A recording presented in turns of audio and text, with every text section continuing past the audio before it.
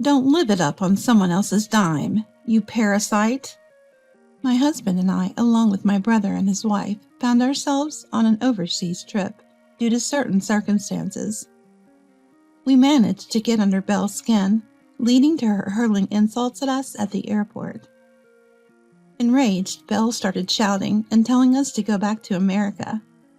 My husband burst into laughter at her words. All right then, let's head back home. With that, our long-awaited counterattack began. My name is Catherine. I'm a 41-year-old housewife. I work at a supermarket checkout and have a good relationship with my colleagues. My husband Luke is 3 years older than me and works for a major electronics manufacturer. He's currently the manager of the General Affairs Department and is rumored to be a candidate for the next department head. My husband, who is deeply trusted by his subordinates and is very dedicated to his work, is a source of pride for me. One day, out of the blue, my brother Mike, who is a lawyer, paid us a visit. My brother and I have always been close, often sharing meals together. My husband has treated my brother like his own, and the three of us going out for meals was one of my joys. However, since my brother got married, these outings have become much less frequent. I've been avoiding Belle, my sister-in-law, because we don't get along, which has also reduced the time I spend with my brother. And now, suddenly, my brother had come to our house. Naturally, my husband and I were both surprised and asked him what was going on. I need a favor from you guys. We could tell something serious was up from the grave tone in which my brother started the conversation. He pulled out several photos and a voice recorder from his pocket and spread them out on the living room table for us to see. Belle, she's cheating. There in the photos was Belle, arm in arm with a man, presumably her lover, heading to a hotel. The voice recorder contained Belle's voice, affectionately talking on the phone with her lover at home. Conclusive evidence of her infidelity was right there. While Mike is at work, what is she doing? This is unbelievable. I was more furious than the person involved. It's absurd to stay silent when your dear family is being treated so terribly. I stood up from the sofa, pointing at the photos and raising my voice. But my voice halted abruptly when I saw someone in the pictures. Hey, Mike. The person in this photo is... Just as I thought. I came here to confirm that too. Convinced by my brother's words, I exclaimed in surprise. What? My sudden outburst startled my husband, who clutched his heart and said, You scared me. Don't shout all of a sudden. What's going on? This guy, he was my classmate in middle school. He was known for playing baseball, being irresponsible, and being a notorious womanizer. As I pointed to the face of the man in the photo and explained, this time it was my husband who raised his voice. You're being loud too, I sternly told him, to which my husband gave a wry smile and sheepishly scratched the back of his head. Unfazed by our shock, my brother continued. I'm going to divorce her, but honestly, I can't stand the thought of just letting her get away with this, so I need your help. Help? With what? My husband was puzzled by my brother's request. My brother explained that he wanted to ask if my husband's friend David could help. Honestly, I don't think anything I or Catherine say will affect her. She might be scared of Luke's dad, David. I think he could really make an impact. Come to think of it, at our wedding, she was terribly scolded by David and ended up crying. I remembered at our wedding when Belle, who was still just dating my brother, came into the dressing room. Until then, I hadn't had a bad impression of Belle. I thought her over-the-top behavior was just teasing, so I mostly ignored it. But it turned out she was mocking me. The turning point was during our wedding. As soon as Belle entered the dressing room, she burst out laughing at me. Pointing at me in my bridal gown, she started mocking me. You? In pure white? You're already pale and chubby. The white dress just makes you look even bigger. Belle was taking pleasure in ridiculing me. I was about to snap at her, despite her being overweight herself. But luckily, my father-in-law David was there too. He had been quietly reading a book nearby until my husband returned to the dressing room. David closed his book, slowly approached Belle, and began to confront her. "Hey you, what do you think you're doing? Speaking like that to my son's bride?" Belle's inexcusable remark had caught David's attention, and now this formidable man, easily over 6 feet tall, was towering over 5-foot-tall Belle, intimidatingly demanding her to repeat what she said. David, naturally intimidating with his rugged features, would scare anyone at such close quarters. As expected, Belle looked like she was about to cry. "It's not like that. I was just teasing, that's all." Belle's pitiful excuses didn't convince David at all. "Teasing? You find it funny to say such things? How old are you? You're not 3 years old to say such ridiculous things." David, with his sound reasoning, pressed Belle, who was clearly shocked and started to cry, apologizing on the spot. I had to intervene to calm David down, as he seemed relentless in his scolding. Remembering this incident, I explained the situation to my husband, who immediately called David. "Hey Dad, it's been a while. Actually, I need a favor. Do you have a moment?" "Huh, long time no see. A favor, huh? If it's about money, I can't help you." David joked heartily as he laughed. David, a straightforward and hearty man, is sincere and dedicated in his profession. He works in construction, traveling around the world. Currently, he is living in Indonesia, moving from one developing country to another. Bringing up such a matter to David, I knew it could lead to a scolding or being a nuisance to him, but we were prepared for that. My husband thought it would be better for my brother, who could explain the situation more calmly and accurately, to talk to David. We entrusted everything to my brother and asked him to explain the situation to David. Upon hearing it, David was furious. "That woman! I won't be satisfied until I show her a piece of hell. I'll re-educate her myself." David, being family-oriented, was angrier than any of us and readily offered his help. Thus we decided on our revenge against Belle. When discussing how exactly to get back at Belle, David unsurprisingly suggested bringing her to him.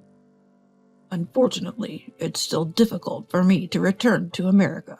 Why don't you bring that woman to Indonesia, telling her it's a trip abroad?" Contrary to our confusion, my brother was quick to respond. "Is that okay? I can bring her to Indonesia, but what should we do after that? Has the woman ever worked outside the home?"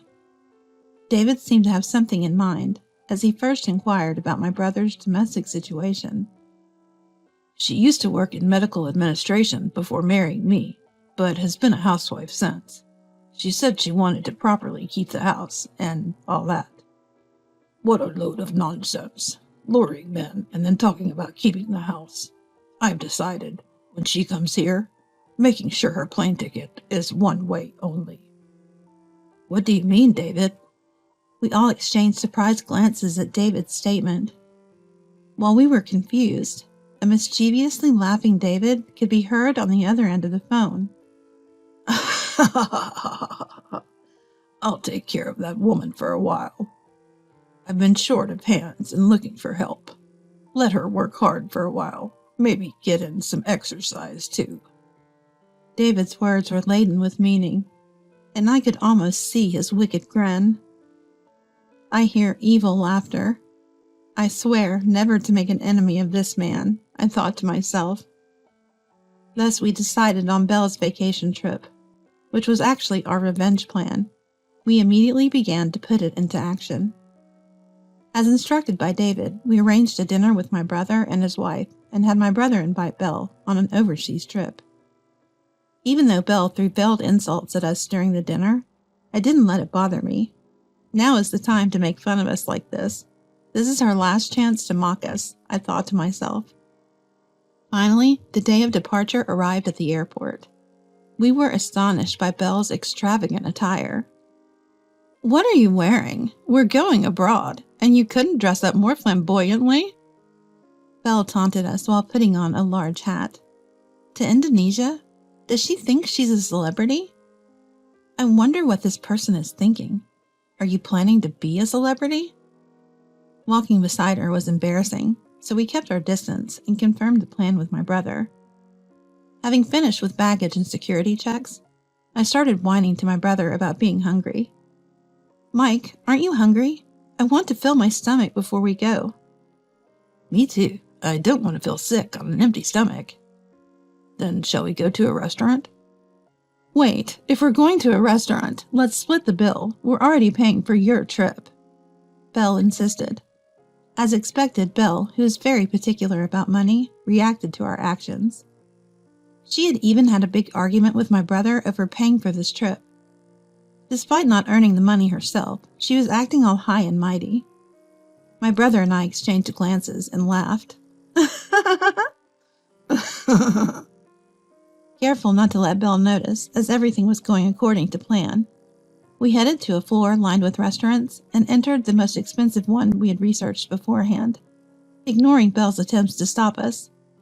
We ordered the priciest dishes, 2 per person, and decided to drink wine. A whole bottle of wine was prepared, and the bill came out to a substantial amount. Wait a minute. You guys are paying for this, right? We're already spending most of our money on this trip. Belle was truly obsessed with money. Without a word, I handed the bill to my brother, who paid with his card. Belle, seeing this, started yelling at him. What are you doing? Why are we paying the whole amount when they're the ones eating like fools? We invited them on this trip, right? It's only natural to treat them to a meal if we want them to enjoy themselves. I can't believe this. Are you out of your mind? Belle continued to shout, regardless of being inside a restaurant. Successfully irritating Belle, we paid and finally boarded the plane. We enjoyed our flight in the first-class seats my brother had reserved. This, too, was part of the act to infuriate Belle. Throughout the flight, my husband and I continued to raise Belle's tension, enjoying expensive wines and appetizers. Belle, unable to scream on the plane, was visibly seething with anger. We found the entire situation amusing and continued to indulge in luxury while infuriating Belle. We can't help but find the scene strange. I was enjoying a momentary luxury as I continued to increase Belle's anger gauge. After nearly 8 hours, we finally landed. Though I wanted to stretch my legs after landing, we had one final act to perform. My husband and I, along with my brother, stopped at various souvenir shops in the Indonesian airport and bought a range of local products. What are you doing? We just got here. But we might get hungry at the hotel, right? Mike, can we buy this too? Sure, go ahead. Luke, you too. Don't hold back. Thank you, Mike. We ignored Belle and kept buying items, filling our basket with local specialties and unique shirts. With our hands full, we started heading to the car that was supposed to pick us up, and that's when it happened. Enough is enough, you guys.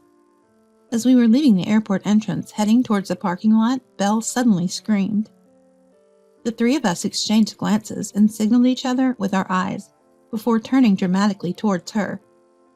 What's wrong, Belle? You're shocking everyone around us. What's wrong? Your nerves. How much of someone else's money do you plan on spending? Mike, aren't you being ridiculous? Why? It's a trip. We're supposed to enjoy it. If we don't, there's no point in bringing you along. Belle, frustrated with no one taking her side, finally lashed out at us. Don't luxuriate on your husband's money, you parasites. We don't need you. Go back to America right now. My husband burst out laughing, as if he had been waiting for these words. Our long-awaited moment had arrived, and our counterattack was about to begin. All right then, let's go back. Laughing at Belle's words, my husband and I turned towards the airport, pretending to leave. Go. You're in the way. We're staying. Just go back on your own, you beggars. Her words were like those of a small child trying to stand up for themselves. My husband and I struggled to keep up the act, as we couldn't help but laugh at her ridiculous outbursts. Should not. We need to stay composed.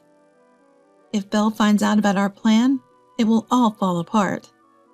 As we were thinking this, Belle continued to hurl insults at us. Then suddenly, David appeared behind her. Why don't you just enjoy Indonesia with me alone? David said, placing his hand on Belle's shoulder and smiling broadly. Surprised by his voice and the touch on her shoulder, Belle jumped. Recognizing the familiar voice, her face drained of color, and she slowly turned around, terrified. Seeing David, Belle screamed and involuntarily sat down. Her ridiculous reaction made everyone but Belle burst into laughter.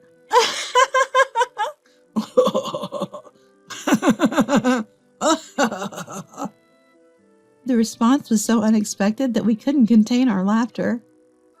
Pretending to be surprised, my brother joked, What are you so shocked about? Well, I thought to myself that he was also a bit wicked. Belle stood there dumbfounded, probably wanting to say something but too shocked to speak. Finding her reaction amusing, my husband and I laughed until tears streamed down our faces. Unable to understand the situation, my brother crouched down to meet Belle's eye level, smiling broadly as he spoke to her. Well, we're going to head back. You take your time and enjoy Indonesia. Saying this, he lightly patted her shoulder and left her with an insincere word of encouragement. Hang in there. Before standing up. Unable to comprehend the words or the situation, Belle clung to my brother's leg, crying out, Wait, please explain what's happening. Overwhelmed by anger and confusion, Belle exploded emotionally. Why is he here? Why are you even trying to leave? What about me? You're just going to leave me here alone? You were the one who said Catherine and the others should go back. I only came on this trip because they were here. I never wanted to enjoy it alone with someone like you. What? You'll have plenty of work to do here. There's lots of volunteer work. You won't have time to be idle. Leave the rest to me.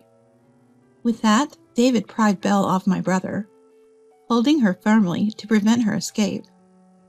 Even though David was over 70, he was still actively involved in construction, and not someone Belle could easily escape from.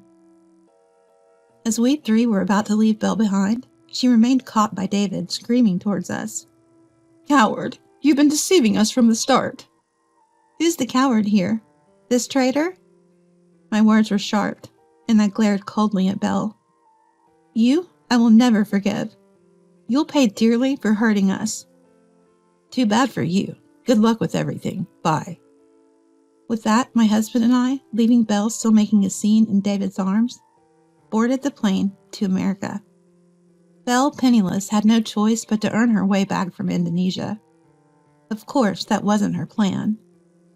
Unable to take a part-time job, she resorted to volunteering and scraping together small amounts of money David gave her to save for her return. But earning money was harder than she thought. During the high season, plane tickets were double the normal fare. The cost skyrocketed, making it nearly impossible to return without working tirelessly from dawn to dusk. Upon our return to America, our phones rang incessantly every day.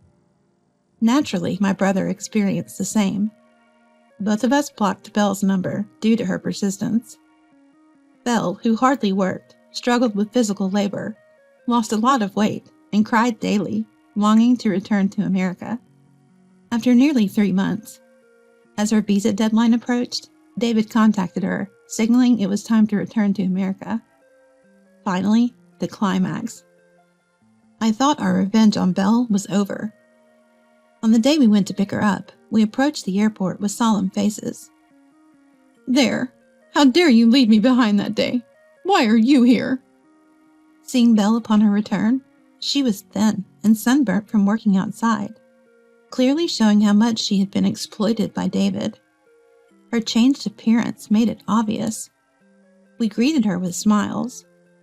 Her anger at being abandoned surged, but her loud voice quickly faded into a whisper, because there was another person with us, my brother and my husband, and one more. Belle, I'm sorry. Let's break up. To everyone's surprise, the person we brought was Belle's lover, and my former middle school classmate.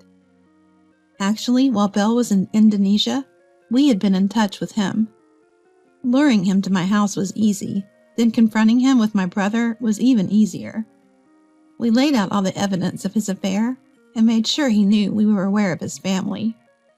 Do you understand the consequences if I take this to court? We cornered the lover. Tears flowing, he immediately begged my brother for forgiveness, pleading not to tell his family, promising to do anything. Hearing this, my brother successfully convinced him to agree to break up with Belle in front of us upon her return.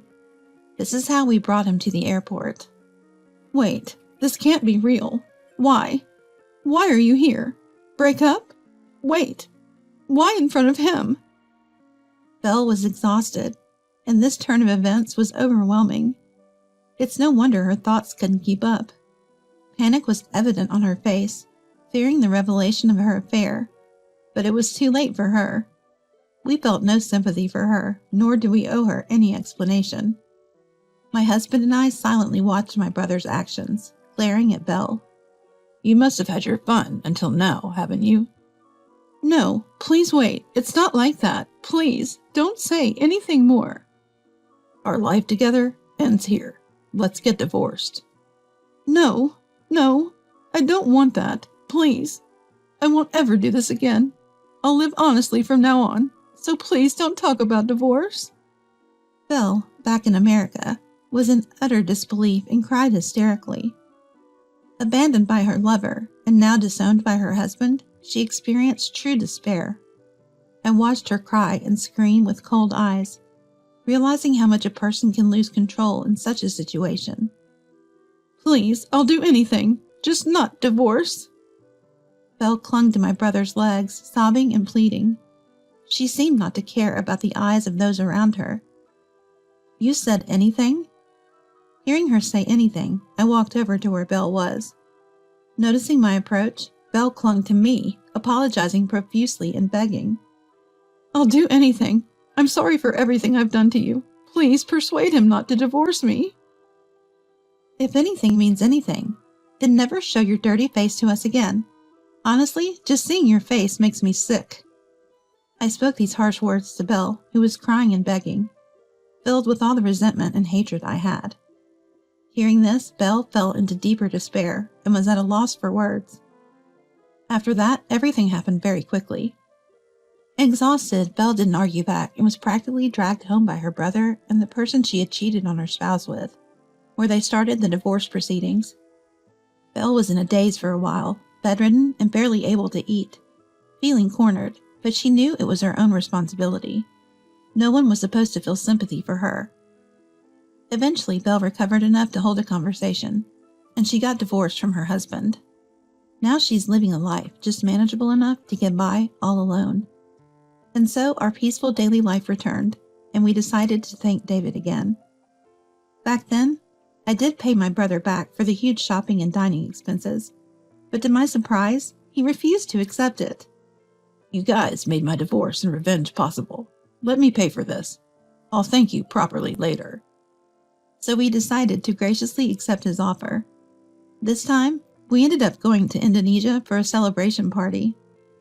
We enjoyed the trip, relishing the cuisine we couldn't fully appreciate during our last visit, and we got a chance to see the architectural work David was involved in.